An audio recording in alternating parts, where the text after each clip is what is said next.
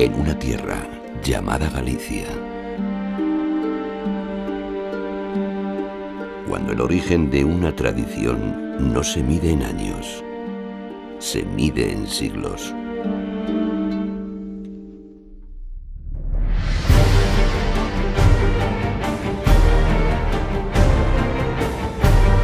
Cuando las raíces arraigan en el corazón de un pueblo desde tiempos inmemoriales.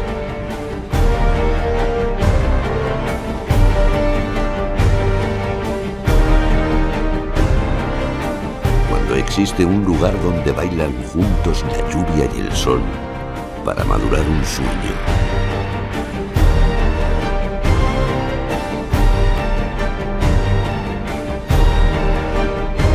Cuando el carácter de sus gentes tiene el secreto para convertir el sueño en alma de un pueblo.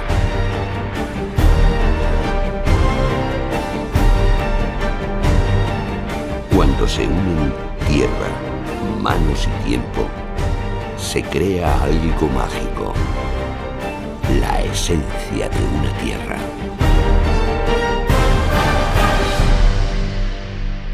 Ribeiro, el alma de un pueblo, esencia galega.